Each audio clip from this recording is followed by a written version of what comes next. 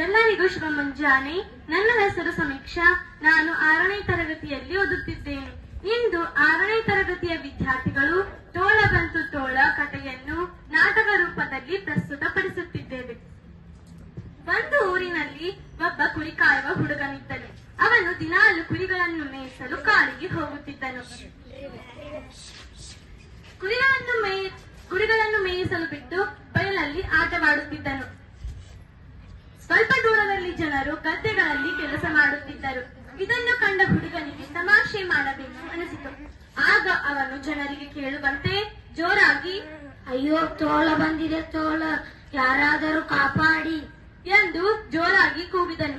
ಇದನ್ನು ಕೇಳಿದ ಜನರು ಹುಡುಗನ ಸಹಾಯಕ್ಕೆ ಧಾವಿಸಿ ಓಡೋಡಿ ಬಂದರು. ಆದರೆ ಅಲ್ಲಿ ತೋಳ ಇರಲಿಲ್ಲ. ಹುಡುಗನಿಗೆ ಒಳಗೊಳಗೆ ನಗು ಬಂತು. ಜನರು ಹುಡುಗನಿಗೆ ಧೈರ್ಯ ಹೇಳಿ ತಮ್ಮ ಕೆಲಸಗಳಿಗೆ ಹಿಂತಿರುಗಿದರು. ಮಾರನೇ ದಿನವೂ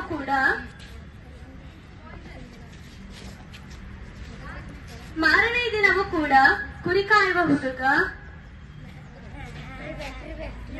ಜನರಿಗೆ ಕೇಳುವಂತೆ ಜೋರಾಗಿ ಅಳುತ್ತಾ, ಅಯ್ಯೋ, ತೋಳ ಬಂದಿದೆ, ತೋಳ, ಯಾರಾದರೂ ಬನ್ನಿ ಕಾಪಾಡಿ ಎಂದು ಜೋರಾಗಿ ಅಳುತ್ತಾ ಕೂಗಿಕೊಂಡನು.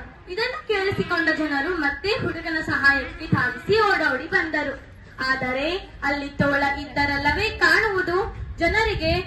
ಜನರು ಹುಡುಗನಿಗೆ ಧೈರ್ಯ ಹೇಳಿ ಮತ್ತೆ ಅವರ ಕೆಲಸಕ್ಕೆ ಹಿಂದಿರುಗಿದರು. ಹುಡುಗನಿಗೆ ಇದೊಂದು ರೀತಿ ಮೋಜು ಅನಿಸಿತು. ಸ್ವಲ್ಪ ಸಮಯದ ನಂತರ ನಿಜವಾದ ತೋಳು ಬಂದಿತು.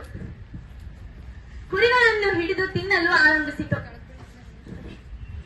ಇದನ್ನು ನೋಡಿದ ಕುರಿ ಕಾಯುವ ಹುಡುಗ ಜನರಿಗೆ ಜೋರಾಗಿ ಹೆದರುತ್ತಾ ಅಳುತ್ತಾ, ಅಯ್ಯೋ, ನಿಜವಾದ ತೋಳ ಬಂದಿದೆ, ಯಾರಾದರೂ ಬನ್ನಿ ಕಾಪಾಡಿ ಎಂದು ಹೆದರುತ್ತಾ ಕೂಗಿಕೊಂಡನು.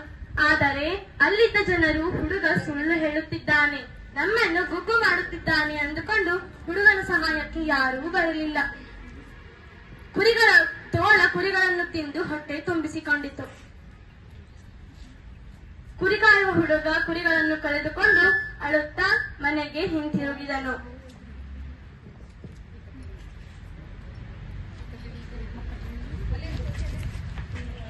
ಈ ಕಥೆಯ ನೀತಿ, ಮಿತಿಮೀರಿದ ಹುಡುಗಾಟ ತರುವುದು